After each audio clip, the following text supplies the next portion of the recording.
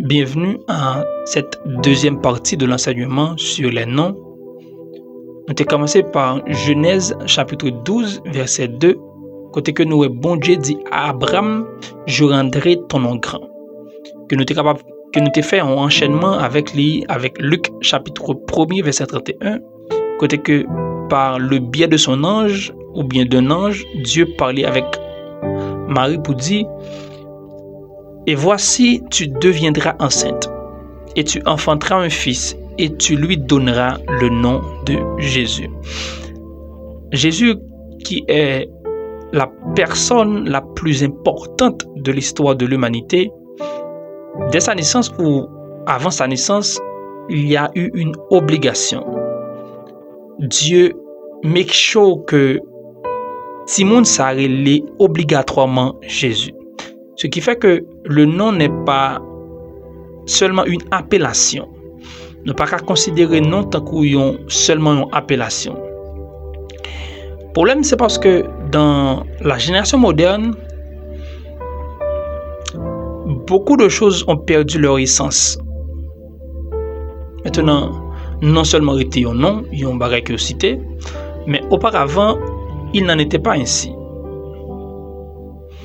Chez les Hébreux, ou bien même chez les Grecs, nom est doté d'une importance capitale. Nous avons une définition non, c'est une appellation certes, c'est-à-dire il y a un bagage qui est capable de nommer. Mais non pas seulement rester comme appellation, mais c'est aussi l'hypothèse là-dedans, ça nous capable brûler une mission ou bien révéler une mission. Gagner le mot que utilisé dans Luc chapitre 1 verset 31, c'est le mot en grec onama, qui est capable de dire réputation, renommée, autorité, pouvoir, caractère. Ou bien tout ce qui fait qu'une personne est connue. Donc, nom, ou bien mot utilisé pour nom, déjà à la base, il n'est pas seulement veut dire appellation. Il te marché là-dedans, il est tout très caractéristique. Il te gagne là-dedans autorité, pouvoir, réputation, etc. Donc, c'est pareillement lorsque tu dis, par exemple, Alexandre le Grand, tout le monde qui te vive dans l'époque Alexandre le Grand, ses adversaires, te vivent les frayeurs. Pour citer nous Alexandre le Grand, tout le monde qui est considéré comme adversaire, te penser avec sa grandeur. Parce que le nom porte en lui la personnalité de la personne qui le porte. La réputation de la personne, la renommée de la personne, l'autorité de la personne, le caractère même de la personne. Et aller plus loin, il dit aussi les œuvres de la personne.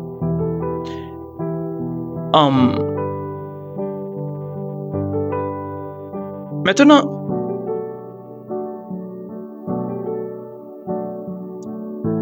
lorsque vous comprenez tout schéma ça qu'il y a avec nous, vous commencez par comprendre que pour qui ça, il avait cette obligation pour que Timon ça relève forcément Jésus.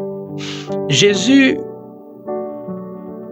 ou bien Yeshua qui est capable de traduire par Yahvé sauve ou bien Yahweh sauve. Il y a là-dedans toute la mission de Timon qui pourra le faire là.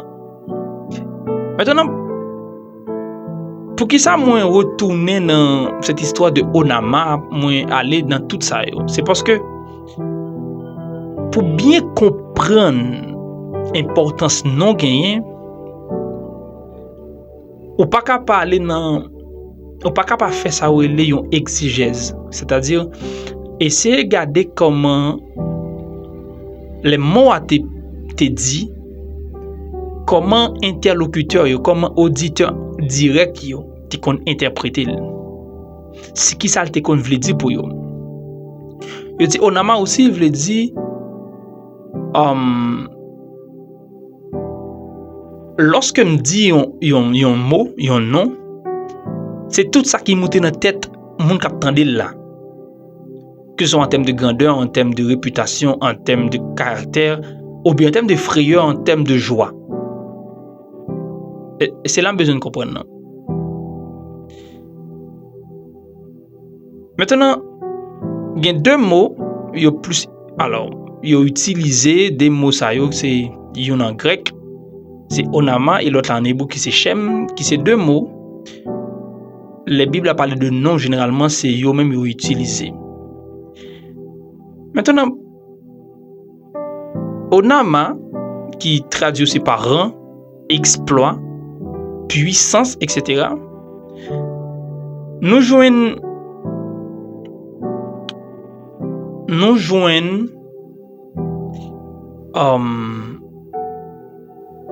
yon belle parenthèse ou bien un parallèle, entre Exode chapitre 3, lorsque Dieu pral parler avec Moïse dans le buisson Adam. M'a fait tout parcours ça afin que je capable montrer en réalité importance pour qui ça Dieu fait cette obligation que l'enfant qui va porter le poids de l'humanité doit relayer Jésus.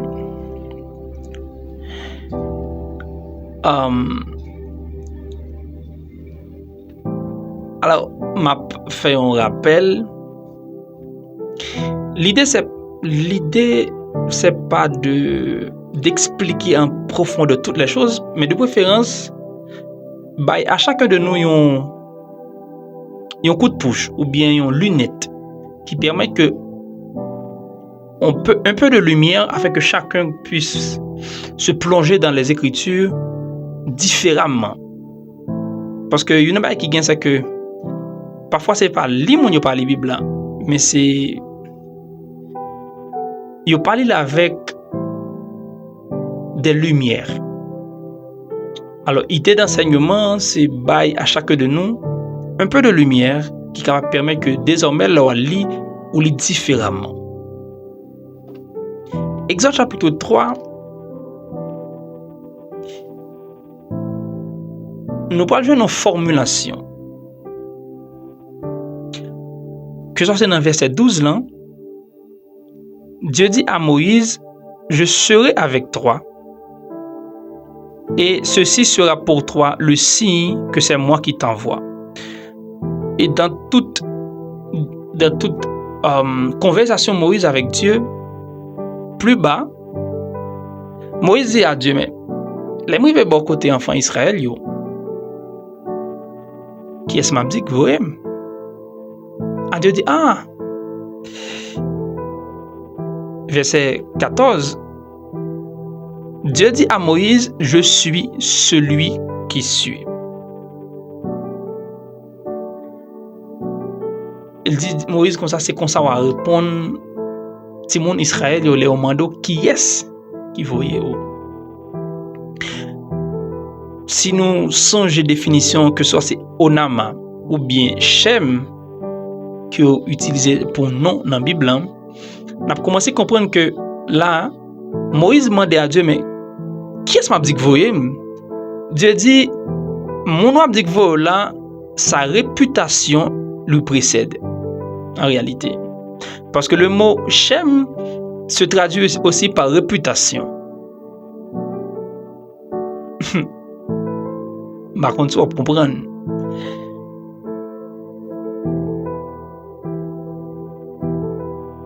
Son rang lui précède. Donc, les mots ils posent des questions. En réalité, c'est pas un nom propre à chercher, mais en réalité, à chercher la réputation de Dieu. Dieu, ça que voyez mon côté, mon Israël qui est esclave là. Quel est son rang? Pas oublier que Moïse, c'était une qui était grandi dans la culture et la connaissance égyptienne. Donc, il te connaît que Égypte était rempli avec divinité. Donc, al dit enfant Israël yo que Dieu voyait mon côté yo. Mais la question sera, quel est ce Dieu? C'est pas nous en réalité, il y a besoin. Mais c'est le rang, c'est la puissance, c'est l'autorité. Quelle est l'autorité de ce Dieu qui vous a envoyé? Quelle est la puissance de ce Dieu qui vous a envoyé? Quel est le rang de ce Dieu qui vous a envoyé? Quel est quel est le pouvoir? Quelle est la renommée? Quelle est la réputation de ce Dieu qui vous a envoyé? Donc c'est tout ça, les Moïse demandaient à Dieu, mais qui dirais-je m'envoyer? Quel est ton nom? Et pour permettre de bien comprendre, on appelle Psaume 138, le verset 2.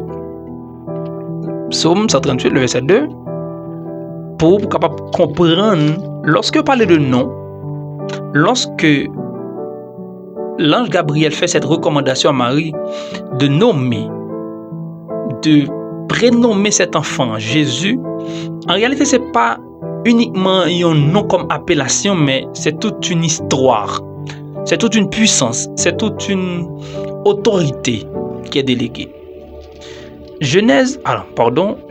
Psaume 138, verset 2.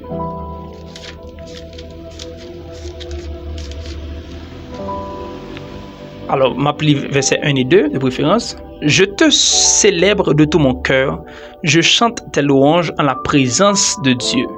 Je me prosterne dans ton saint temple et je célèbre ton nom à cause de ta bonté et de ta fidélité, car ta renommée s'est accrue par l'accomplissement de tes promesses. Ta renommée s'est accrue par l'accomplissement de tes promesses. Je célèbre ton nom. Je célèbre ton nom à cause de ta bonté et de ta fidélité. David dit, je célèbre ton nom à cause de ta renommée, à cause de ta fidélité, à cause de ta bonté. C'est pas par appellation, c'est-à-dire c'est pas par les mots, mais de préférence par les actes que tu as commis. Il dit, regardez bien, il y a plusieurs dieux. De ça capable les dieux. Mais parmi ces dieux, aucun ne tient comme toi ses promesses. Aucun n'a ta bonté. Aucun n'a ta fidélité. C'est pourquoi moi, David, je te célèbre. Car ta renommée, car Onama, bon, comme c'est hébreu, car Shem,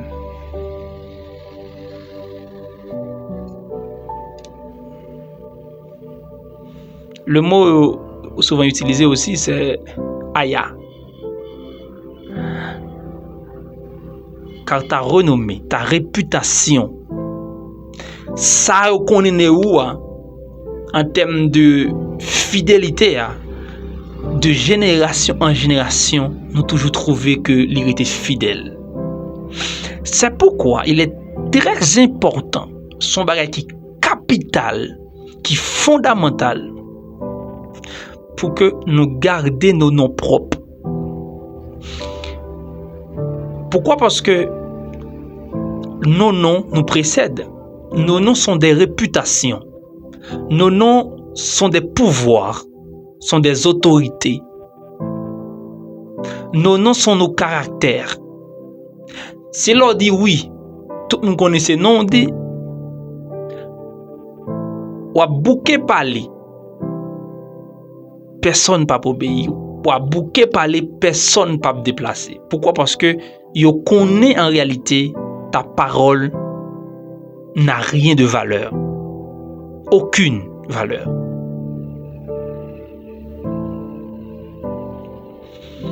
Il y a des gens même en leur absence. Parce que non, yo, je dis déjà, dans un dossier, ça fait un poids. Si vous êtes amateur de films, like me,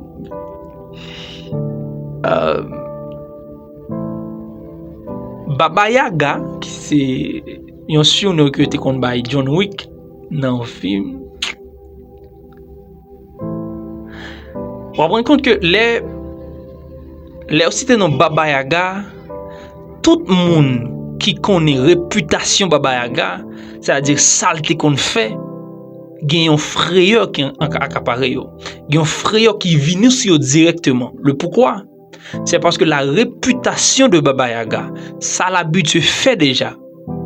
Son monde qui a des promesses en termes de tuer. Dès que vous dites Baba Yaga zami, on connaît que je suis en sécurité. De même aussi, lorsque vous dites Baba Yaga te cherche pour te tuer, il connaît Baba Yaga. Allez, à l'occurrence, John Wick a tué quand même. Je prends cet exemple pour montrer que un nom, c'est aussi une réputation. Un nom, c'est aussi un caractère. Un nom, c'est aussi une œuvre.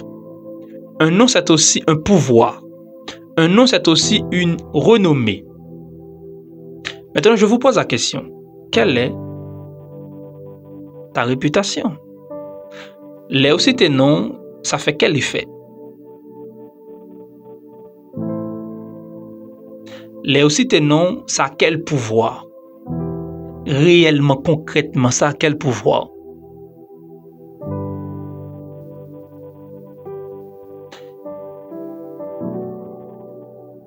Maintenant, je vous ai cité Exode chapitre 3, le verset 14. En réalité, il y a tout un débat là-dessus, mais je ne suis pas obligé de rentrer là-dedans parce que j'ai besoin d'expliquer un bagage. En Exode chapitre 3, le verset 14, 15, dans certaines versions bibliques,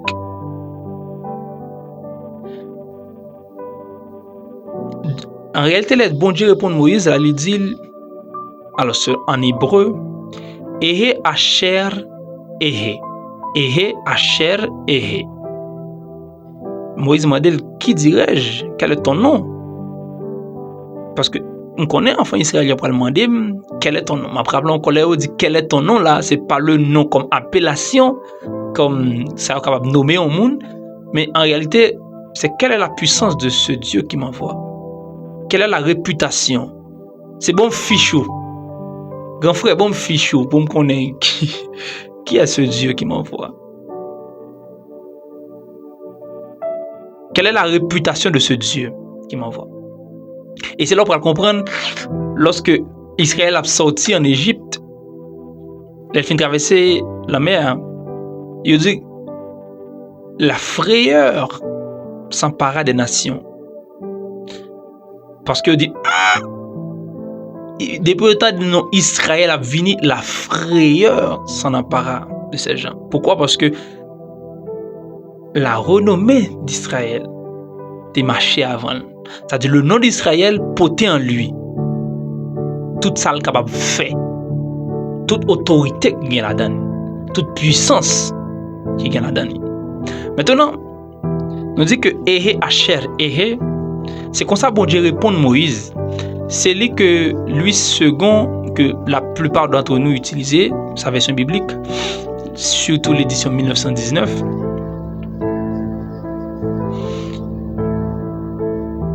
« 1919, oui. Il dit, il traduit par « Je suis celui qui suis » ou bien « Je suis ». Et c'est là qu'on rend compte que bizarrement, Dieu n'a pas baillé un nom. Même là encore, Dieu n'a pas baillé un nom. Il dit « Je suis ». Le mot c'est « Ah ». Mais la phrase complète, c'est Ehe Asher Ehe, qui est capable de traduire par je suis, je serai, je deviendrai, je me montrerai. C'est plusieurs significations que Ehe ou bien Aha capable de gagner dans la phrase là. Le second est capable de traduire par je suis. C'est comme ça qu'on gagne l'autre version biblique. Tant que la version interlinéaire, la version BIM, la version BDS qui traduit par autre chose.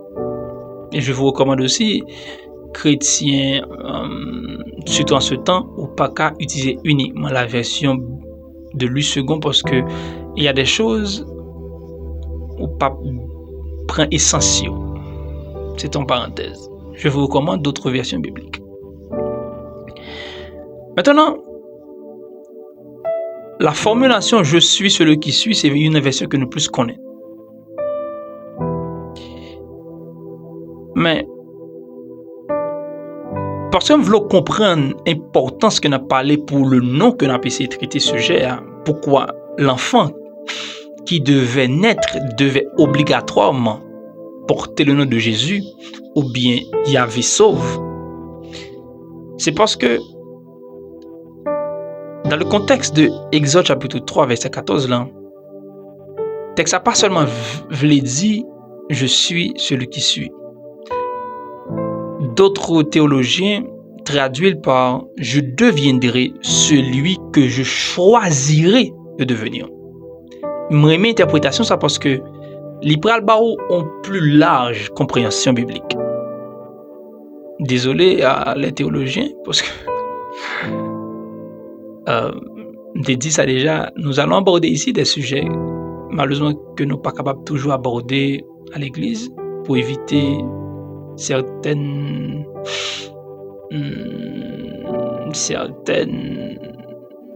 frustrations. Je deviendrai celui que je choisirai de devenir. Texte là, ça veut dire aussi. Exode chapitre 3, le verset 14. Pour qui ça? Mon aimé traduction, ça c'est parce que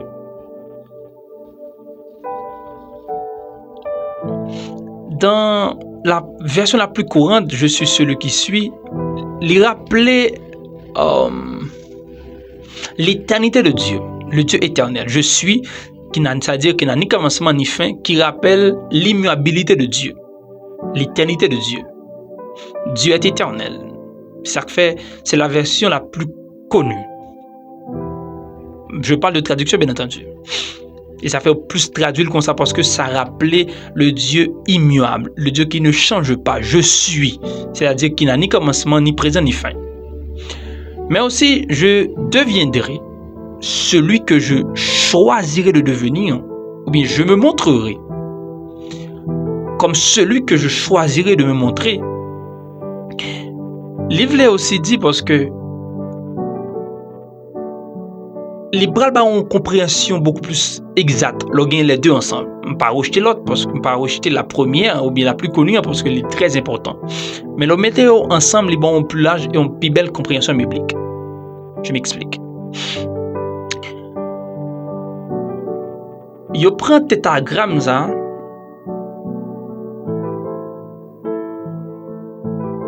Comme Yahweh, comme Yahvé, ok?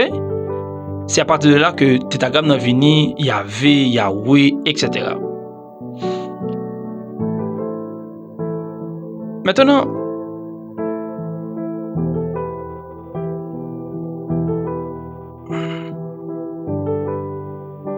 l'on va comprendre nous peser sous lui, hein, c'est parce que je deviendrai celui que je choisirai de devenir.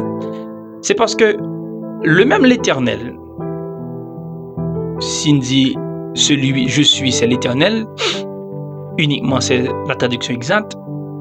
On va comprendre que les enfants d'Israël, à chaque besoin, c'est comme le nom de l'Éternel a changé. À chaque fois qu'ils étaient face à des situations, c'est comme si le nom de l'Éternel a changé. Et ça fait, il parlait de les 7 noms de Dieu. Pourquoi? Parce que face aux grands besoins des enfants d'Israël, il y a une manifestation différente du même Dieu. Et ça fait, on parlait par exemple, dans le cas d'Abraham, il parlait le pourvoyeur, Yahweh Jireh. Il parlait Yahweh Sabaoth, l'Éternel qui combat, ou bien en hébreu dit Tsevaoth. Le guerrier, Sabaoth, le guerrier. Il parlait le rédempteur. Donc, c'est toujours le même Dieu, mais à chaque à chaque besoin, à chaque occasion. C'est comme si le nom changeait. Donc, ce n'est pas la nature de Dieu qui a changé, mais c'est de préférence la situation, et ça fait moins aimé traduction, je deviendrai celui que je choisirai de devenir. En réalité, il a parlé des situations. À chaque situation, vous connaîtrez une dimension de Dieu, vous connaîtrez un nom de Dieu. Plusieurs versets dans la Bible disent connais le nom de ton Dieu. Donc, je ne sais pas quelle situation que tu traverses, mais il y a un Dieu, un nom que tu dois connaître. Aïe, aïe, aïe. Le même Dieu qui est libérateur, qui est guide, qui est guerrier, qui est pourvoyeur, qui est rédempteur, à l'intérieur de ce Dieu-là, il y a des noms qu'on doit connaître.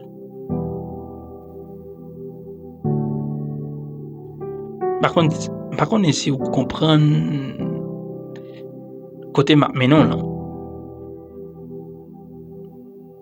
Donc, à chaque fois, songez, après Abraham et Sarah finissent chasser Agar dans le désert, ils vont faire expérience, Agar va faire expérience, et de là, il va bailler Dieu au nom. C'est ça ma parole là. Je deviendrai celui que je choisirai de devenir là. Donc, c'est ça qui fait l'été important pour mettre accent, tout le monde ça doit aller Jésus. Parce que là encore, nous rappelons que nous ne pas définir, nous ne pas définir l'appellation. Mais d'abord, une nouvelle compréhension biblique, à partir de quoi, il y a un paquet l'autre verset, on va comprendre beaucoup plus facilement. Il était une obligation pour lire comme ça parce que le nom marchait avec les œuvres. Philippiens chapitre 2 verset 9, c'est pourquoi aussi Dieu lui a donné le nom le plus élevé. Afin qu'au nom de Jésus, maintenant si nous avons placé au nom de Jésus, au nama, nous avons placé le pas, afin que au nom de sa réputation, afin que sa réputation, afin que son œuvre, parce que dit onama signifie aussi œuvre. L'entendez non ça, tout ça me connaît. C'est pourquoi la connaissance biblique est extrêmement importante. C'est plus où connaît le nom de Dieu, c'est-à-dire ce que Dieu est capable de faire. Plus où connaît le nom de Dieu, c'est-à-dire sa réputation. Plus où connaît le nom de Dieu, c'est-à-dire sa renommée. Plus où connaît le nom de Dieu, c'est-à-dire ses œuvres.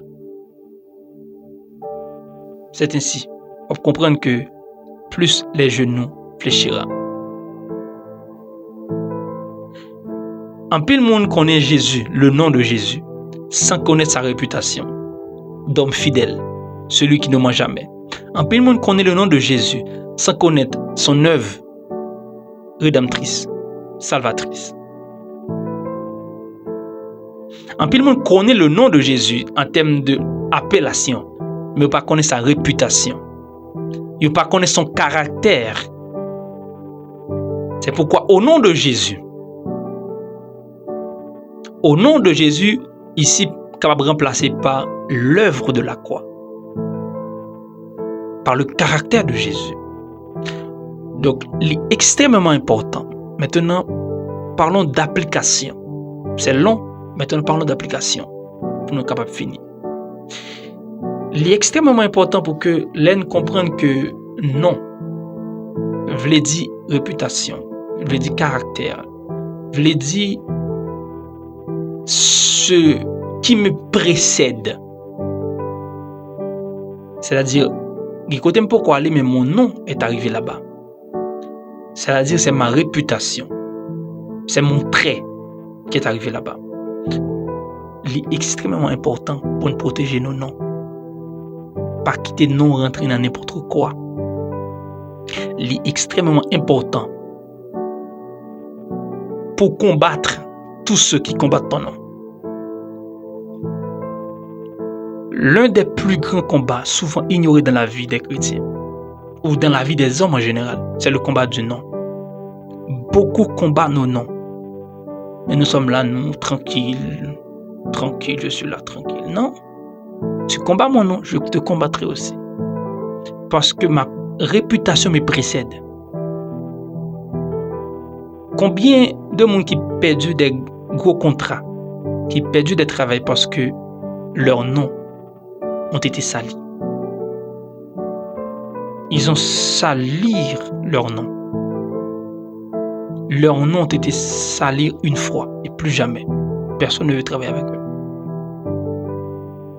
Donc, par application, fais tout ce qu'il y a à faire pour que à ton nom s'attache un caractère qui plaît, un caractère qui permet que le monde en vie reste bon côté. Une réputation d'homme sérieux, une réputation d'homme intègre, une réputation, une renommée. Yon monde elle dit oui tout bon.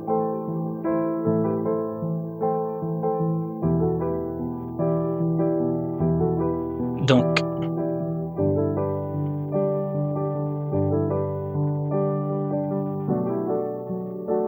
tu deviendras enceinte et tu enfanteras un fils et tu lui donneras le nom de l'Éternel qui sauve.